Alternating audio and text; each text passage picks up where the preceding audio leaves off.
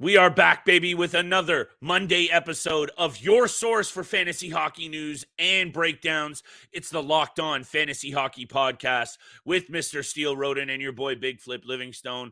Today's episode features a breakdown of where Patrick Kane might be headed and some of the top fantasy teams that you want to be mining for those top players on your squad for this upcoming year. Thank you for joining us. Happy Monday. Let's get this paper. You're Locked On Fantasy Hockey, your daily podcast on fantasy hockey. Part of the Locked On Podcast Network, your team every day.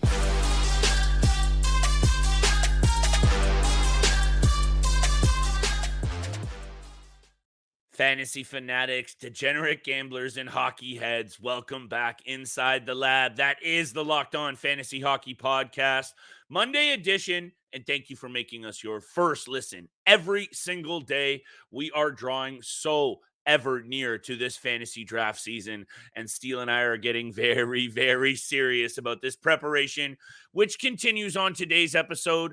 We need to talk a little bit about this Fantasy Hockey Listener League.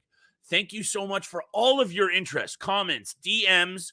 We have a little bit of information we want to share on today's episode, and we're going to continue to tee that up over the coming weeks because draft season is near, everybody. And also, Patrick Kane, a little bit of rumblings coming out about the teams that he has been talking to. Still fantasy relevant, Steele, so I know I need your take on this.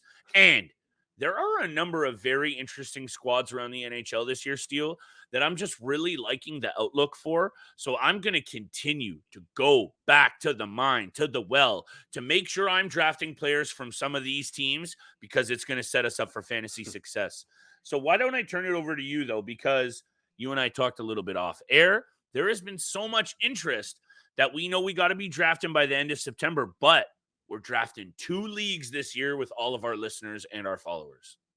Yeah, very excited about this upcoming season, year 2.0 edition of the Locked On Listener League here. And again, we couldn't be more excited. A lot of the people from last year's league already DMing us, wanting to return. A few new people as well wanting to jump in on this action with Flip and I with the Locked On Hockey Listener League. So couldn't be more excited about all the interest happening. That's why we're going to 2 different leagues this upcoming year. Yes, there will be a casual and a competitive. We are still ironing out the details of what the entry fee will be, but obviously the casual will be more on the light side, maybe $10, $20, and then competitive, we're still ironing out those details. You'll get those details over the following weeks. Yes. On the Locked On Fantasy Hockey Podcast, of course. So make sure you're keeping an eye out for all of that. But the most important information that we can get out there right now is even if you're commenting on the YouTube channel about your interest in the league, the best way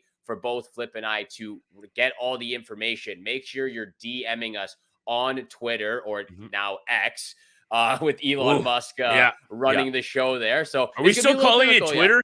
What are we doing? I don't know. I don't know. I'm just going to call it the X. All right. Just DM us, I guess, for now. The X sounds like something kind of naughty, and I don't know if we want people DMing us with that. But yeah, hit us in the DMs either way. But we're ready to go for this year. We are ready to go. So yeah, DM us. We'll call it Twitter for now. DM us on Twitter. Your full name with your email, and as well whether you want to be a part of the casual or competitive league. Again, we're still ironing out the deep details, but the most important thing you can do right now, if you are interested, is DM us on Twitter your full name and your email so we can put you down on the list and get you in that draw for the 2 different leagues we've got coming this upcoming season. And yeah, we couldn't be more excited to get everybody that could return from last year's league, as well as some new people, and just continue to grow the community of the Locked On Fantasy Hockey Podcast Listener League. Last year's members will be automatically re-entered into that draw. Steele and I will continue to release information, but the main thing is also make sure you have subscribed to the channel, you follow us on Twitter, and make sure you drop us a 5-star review across whatever platform that you listen to us on, because I'm telling you, Steele, I'm coming for you this year, pal. You showed Good up luck. Good luck. Yeah, well, I'm gonna need it because you showed up the veteran last year. Mans were on a bit of a heater, drafting goaltenders all over the place. And what honestly, I'm just grateful that you and I are able to come on here, help people with their fantasy teams, help people make a little bit of money. And you and I are learning year in, year out, pal. And I just need to try and just show out right now that I'm coming for you. But here's another thing right now. Patrick Kane, this situation that has been, I feel like you and I have perhaps spoken about Patrick Kane's situation as a singular player. Look, we talk about everything on this show, right? Line combinations, who's going where, rookies, prospects, bets, awards, predictions. But for some reason, and maybe it's because of how much of a stud I think Patrick Kane still can be in the right situation, we have talked about this player a lot, and we're not going to keep this conversation too long. But what I've read is Patty Kane linked to, and this is David Pagnotta, by the way, people of The Athletic. So this is a very serious report. Colorado Avalanche, Dallas Stars, New York Islanders, Steele, and the last team, which I think I texted you the other night, which makes the most sense to me just from, it'll pee us off as Leafs fans. The Boston Bruins are circulating for a veteran forward that they know they need to circulate into that lineup. What do you think about these reports? And I have two teams that I have circled here as where if I'm Patrick Kane, I'd like to go. Yeah. What's your take on this overall situation?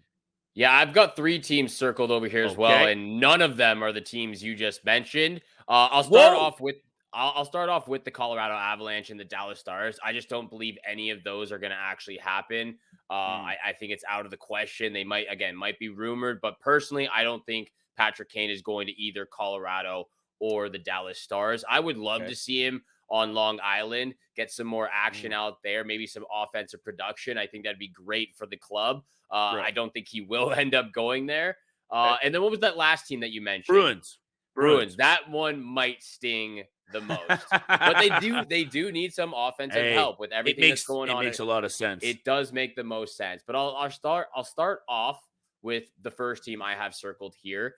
And it's a little bit of a cop-out, but I think most people would say this answer as well, and it's the Buffalo Sabres. He's from Buffalo. Right. He's from the area. It's the same reason Alex Tuch wanted to go back there as well. He wanted to play for Buffalo. He's from there as well. From the area. And so he's from there. They've got the cap space. They've got $8.7 million in cap space right now. And this is a very, very young team that could use that veteran leadership and mentorship as from a guy like Patrick Kane, who's won multiple Stanley Cups. Like just going down the list right now. Yeah, they've got Jeff Skinner. They've got Kyle Okposo. They've got Eric Johnson now on the back end, but they don't have that stud. They don't have that guy who's been no caliber of winning. No caliber of winning. And you need that for these young guys like Tage Thompson, Dylan Cousins, Alex Tuch, even. They're getting up there. So I think a guy like Patrick Kane, again, would bring a little bit more stability, stability on that veteran presence on that offensive group with all these young guys who are now making a name for themselves. And then secondly, the second team I have circled here, this one might be a little bit of a long shot, but the Detroit Red Wings. They also have the cap space. They have the cap space there. I believe they have just under $6 million in cap space for Steve. 5.9 for the Detroit Red Wings. And what about returning to action with Alex DeBrincat? They had some great chemistry in Chicago, and could easily see that happening. A guy like a general manager of Steve Yzerman's caliber who can just get things done.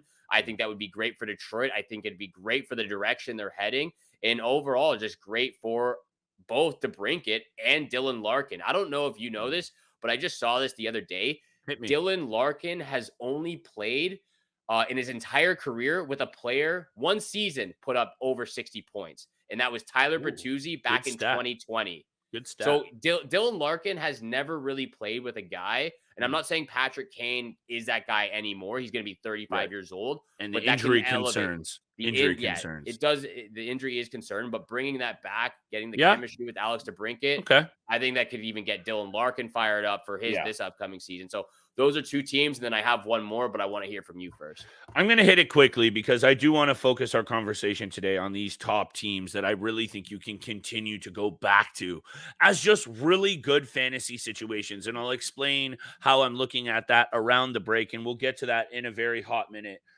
You mentioned right off the top, though, that you don't think it'll be the Avs and Stars. And I don't disagree. I just think as Patrick Kane and his agent representation, those would be the two teams that I'm actually looking at because he's not going anywhere that he can't think he's winning. And when I look at all of the teams that he's been rumored to be in, and as much as I agree with Buffalo and Detroit for every single reason that we just talked about, I can't deny it. He's not going anywhere that is a bubble team, and both of those teams are bubble teams. The Avalanche and the Stars are not bubble teams. I think they will be very much playoff threats. The caliber of players are also much better up front with both of those teams. Even though Detroit got better, Buffalo, I love, but a lot of young players. Everything fits, but here it is at the end of the day, Steele. Avs and Stars, this guy's not going anywhere that's not a cup contender. The cap is what you brought up first, and that is probably what's going to get in the way here. What is he willing to take? I know he's a UFA, right? He's got to be a UFA. Yep. He is a UFA. What is he willing to take? Because at Patrick Kane's stage of his career, it ain't about the money, baby. It's about putting another ring on his finger, and that would be 4. And that would obviously cement what is already a Hall of Fame career. Anyway, hit me with your last team, and let's go to break. Last team, and I think this one is honestly a pretty obvious one, and that's the Chicago Blackhawks. I think it would be great. It would be great for him to return back to a city where they already love him there. They've got the cap space. Interesting moves, too, this offseason. Yeah, interesting moves. And then you have that opportunity of playing with Connor Bedard again on that top line with, whoever it is, Lucas Reichel or, a couple of guys that we've talked. Going to be a mix. Could be a mix of players, but they love him in Chicago. He's won there multiple times. Obviously, it's a little bit of a long shot to win there this next season. But getting a chance for Connor Bedard to play with Patrick Kane and Patrick Kane to play with Bedard, I think that would be unreal to see. Yeah, you can also never count out that he might go back there. That's never something that is, I think, fully off the table. I don't know if it's going to happen just because of the last thing that I just brought up about he ain't going nowhere that isn't at least have a really good shot at a top spot and a good position in the playoffs. What you need to do to put yourself in a top spot and good position is to be trying out AG1, because today's episode is brought to you by AG1. And before we get to the top teams you want to be mining for fantasy value, we got to holler at our partner AG1, the daily foundational nutritional supplement that supports whole body health. Steele and I love taking it every single day before or after the gym, regardless of where we're at.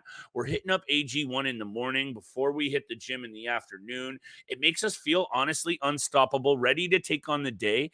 And that's because it's a foundational nutritional supplement that delivers comprehensive nutrients to support whole body health.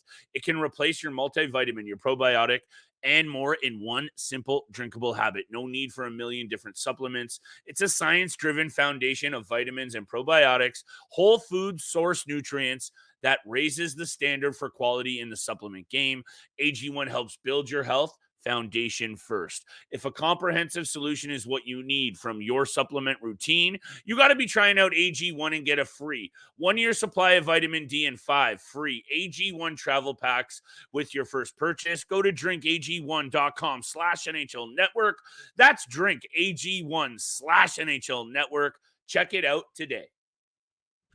And thank you so much for making the Locked On Fantasy Hockey Podcast your first listen every single day. We are a part of the Locked On Podcast Network, where you can find your favorite sports team from all 4 major sports leagues, including the NCAA, your team every single day. And remember, continue to subscribe and follow us on your favorite podcast platform. Subscribe on the YouTube channel. Leave us a 5-star review. And remember as well, DM us if you're interested in the Locked On Fantasy Hockey Listener League. Your full name, your email. That's the information we're looking for right now, so we can have you on the list and put you in the draw to enter our 2 different leagues, casual and competitive. DM us at LO_fantasy NHL on Twitter. That's where we'll be receiving all those DMs and getting all of that information. So thank you so much for tuning in every single day. Flip, what teams are you looking at where you can just get all the gold, all the players, and just have all the talent on your fantasy team this season. A couple of these teams, Steele, actually cross over with the list of some of those underrated trios that we talked about the other day. And make sure if you've missed any of the preseason coverage, any of the off-season coverage, you can hit us up on the YouTube channel. It's all there for you. Go back, do the research. I've been doing it as well, Steele, so that you and I can get better. But two of the teams that come to mind right away are the Sabres and the Kings.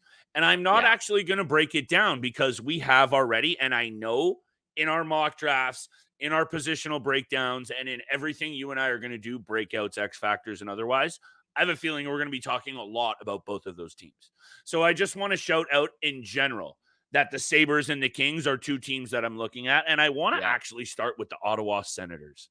Okay. And I'm talking very specifically about offensive value here. They bring in Dominique Kubalik to balance out that front line. I know DeBrincat is gone, but I think Brady Tkachuk, Tim Stützle, Drake Batherson, and a healthy Josh Norris, the addition of Vladimir Tarasenko, there is enough here, Steele, that offensively and their top two D-men, and I'm talking about actually three, Shabbat, Sanderson, and Chychrun, all of those guys in the top six and the top four on the blue line, to me, so top four, top three on the blue line, are all top 6-7 round draftable players. And I know you might, there's a peripheral there with Giroux or maybe Tarasenko because they're a little older. The Ottawa Senators are going to score a ton of goals. I think they got better in net. And say what you will about the overall success, because that's not what I'm going here for, because I don't know fully what's going to happen in that Metro division. And you and I are going to talk a lot about those predictions as well. But I'm just saying, if I'm looking to fill offensive categories, I'm going Timmy Stutz, Brady Tkachuk at the top end. Then I'm going Norris. Then I'm going Batherson. And then I'm looking down the lineup, Giroux, Tarasenko, even on the back end in Sanderson. This is what I'm saying. That's the first team I'm looking at. You can continue to go back to.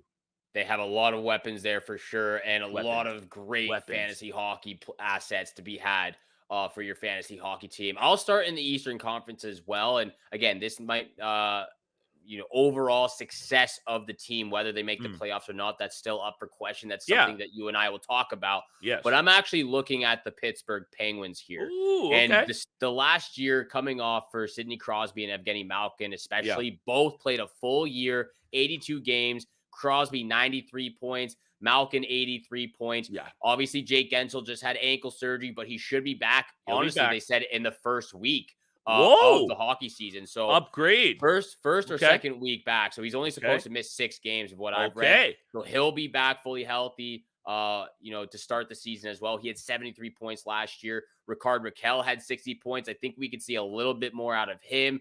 A bounce back season out of Brian Rust. I don't think he had the best year. Only had 46 out of 80, 46 points in 81. They go out and acquire Erik Karlsson, who had an unreal year. Probably not going to have triple digit points again, but he's going to be a threat on the power play right there with Chris Letang. Chris Letang, only 64 games as well. Obviously struggles with a lot of, illnesses and body off ice situations, injuries of that sort. So hopefully he can be fully healthy. And then with all of that being said, I think that will increase Tristan Jarry's fantasy hockey season as well. Had to say it. So for me, I'm looking at the Pittsburgh Penguins. Also, they go out and get our boy Riley Smith too. So that's some action there on the top two lines. So I like what Pittsburgh's done. Again, overall success. It's up for question because the Eastern Conference looks absolutely stacked. But I like what they've done so far. Kyle Dubas, an absolute G. Yeah, he's been coming off the top rope. Say what you will about, the rest of that Eastern Conference. And this is where I think we have to separate some of the focus of these conversations and really zero in on the fact that, are you going to continue to draft players from the same team? No, you're not. But maybe if you focus in on some of these advantageous situations that in the offseason these GMs have put their teams into, Ottawa's sitting pretty. Yeah, it's on paper, but I'd rather invest, Penguins, same, sitting pretty right now, looking good on paper. All the moves that they've made, you like what's going on. But I'd rather associate myself and my draft pick, Steele, when it comes to fantasy, with those good situations. And I think that's what you and I are going to continue to look at. And I'll look at it this way also, to leave the conversation at this for these two teams in the East. Ottawa, I'm going more elite level talent. Aside from Yeah. maybe Sid and Eric Carlson, the rest I'm willing to take. Maybe Gino as well that you brought up. You're looking more elite level. Later rounds, you're looking at the Penguins, and we're going to continue to talk about a couple more of these teams. Actually, Steele, I got a team from the East, and I got a team from the West to talk about right after the break. Absolutely. I can't wait to hear what this team from the West is, because I got one out there as Hey. well. Thank you so much for making the Locked On Fantasy Hockey Podcast your first listen every single day. Don't forget, hit the subscribe, hit the follow button.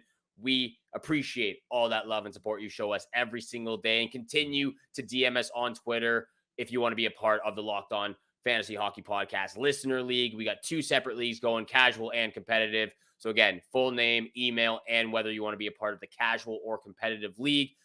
More details to be had in the next following weeks, or the following week as well. So just continue to DM us if you want to participate. We want everyone to be included in this. It's going to be an absolutely amazing season. Year 2 of doing this. Flip, do you want to go to your Western Conference team, or you want to stick in the East? Well, let me go with the West, if that's okay, Steele. And Yeah. I just want to make sure you're turning it back over to me already, because you have 1 squad left or 2? I got one squad. Okay, left. well, I just want to hit you with this right off the top.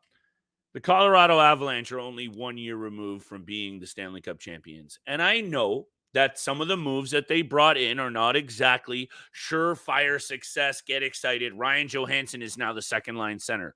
That's a boom or bust situation, Steele. I really do think. I don't think it's going to be a middle of the lineups kind of thing. He's either going to go off and fit nicely, or the Colorado Avalanche are playing with fire there, and he has injury concerns. So I'm not exactly ready to just say go off and invest in Ryan Johansson, Ross Colton, and Miles Wood that they brought in. But when I take a little look back, and also don't forget they brought in Jonathan Drouin, there are a lot more astute fantasy hockey minds than me already predicting that some of these moves, when you pair them up with the likes of Mikko Rantanen, Nathan McKinnon, Valerie Nichushkin, I know that's not a household name, but also Arturi Lehkonen, these guys have been getting it done, right? Fantasy GMs, take note, because there could be a good situation here to be have, or there could be potentially boom or busts. But I'll also leave it at this, because yes, they are a team, Steele, that I'm looking at to mine for fantasy value, because it's actually focused on the back end. Alexander Georgiev had 40 wins last year, and this team is going to be very solid defensively. I know you backed me up on this take. Not even fantasy value per se, but it's close as well. Devin Taves, Cale Makar, Bowen Byram, and Josh Manson as the top 4 might be the best 2 top pairings when it gets it done at both ends of the ice in the entire NHL. That is up for debate, but I'm looking hard at this Colorado team, Steele, because I do think Miles Wood, Ross Colton, and Ryan Joe fit in quite nicely, and this team is going to be a very serious threat for another cup. I think they will be as well. And very interesting for Jonathan Drouin as well. Yes. Getting back to action with Nathan McKinnon, who they have some history in Halifax with. What's the situation with Gabriel Landeskog? Is there any update on him? Like when he's going to return? Or that's a really good question, Steele, and I have looked into it. I think that this man is so banged up and in such a serious capacity that I don't think this team is, the reports out there that, he's still recovering. He might need more time. I don't think this is one of those situations that this team really fully wants to report on, because I think they know what the end answer is. This guy, I don't think, has another shot in the NHL. I've been proven wrong before, Steele. But I think what I meant to say is we'd be hearing more specific details if it was anything beneficial, because that's when a team really does want to share those pieces of news, and you haven't heard much of anything. So I would say, really long answer long here. Gabriel Landeskog, sure, if he comes back, he's important. I just don't see it. That man's knees, his body, it's banged up real bad. It's up in the air right now for sure. We would love to see him back in action, of course, but with those type of injuries, it's always a question mark about how soon and when and if it can return back to action. The one team who might be the biggest threat for the Vegas or the Colorado Avalanche is that Vegas Golden Knights team right there, and that's the team I'm going to for a gold mine. And this is my reasoning as well. Three reasons: Jack Eichel, Mark Stone, and Shea Theodore. Those 3 players especially lost a lot of time to injury last year. Jack Eichel had 66 points in 67 games. Shea Theodore, 41 points in only 55 games. And then, of course, Mark Stone, 38 points in 43 games. I still think the other players like Stevenson was a stud. Marchessault was a stud. Alex Pietrangelo was a stud, 54 points in 73 games. A lot of great players, but Jack Eichel, Shea Theodore, and Mark Stone missing that significant amount of time are some of your best, probably two of your best three players right there, is very significant, as well as going through 5 different goalies in the regular season. So for me, I think the Vegas Golden Knights, obviously, they win the Stanley Cup. An absolute incredible accomplishment for a lot of those players on the team, but they're hungry again. They want to come back, and they're hopefully they can remain fully healthy. And again, I'm such a huge Jack Eichel fan right now, fantasy hockey wise, especially, that he's going to be one of the players that I'm going after immediately again. So those are my reasons right there. I'll leave it at that. But I think this is a team that you can pick a lot of players for the gold mine. I'm really glad you brought this up, Steele, because I hemmed and hawed on this one. I thought about including them as honorable mention. I thought about even having them right on my list because they're the reigning Stanley Cup champions, and there is a lot to be said about the balance of this team. And we know when a squad is balanced, it allows their stars and their fantasy studs to show out, and I think that's what's about to happen for Jack. Oh, and I forgot Ivan Barbashev as well, signing that deal too. There you go. And look, I think the underrated tandem that's going to be Aiden Hill and Logan Thompson is also something to be reckoned with because, hey, Aiden Hill took that team to a cup in the playoffs. Logan Thompson carried them through the regular season with very little experience. Yeah, a lot of people would be looking at it, Steele, probably like, oh, well, there's not a lot of track record there, and they wouldn't be wrong. But I can't help but feel that the GM, the franchise, everything that's been put in place for this team to succeed is going to continue to happen. And I'll just leave it at this because it's the New Jersey Devils that's last on my list. Because I think just like looking at this lineup, and I know you and I have had some differing of opinions a little bit, not much on the Devils, but I think where it is in the goaltending area that we're a little bit unsure about what happens with this team. Yeah, Vitek, Vanacek, Kira Schmid, however you say it. There's a lot to be answered there, but when you look up front, Steele, Timo Meier, Nico Hischier, Dawson Mercer, Jesper Bratt, Jack Hughes, Tyler Toffoli, and even on the third line, I had Eric Holla in and out of my lineup last year, Steele, for a number of moments. He picks up assists. He picks up a little bit of peripherals. He's a veteran centerman. Sometimes he will shift up the lineup if those guys get hurt. They also are bringing in Alexander Holtz as a really interesting young player.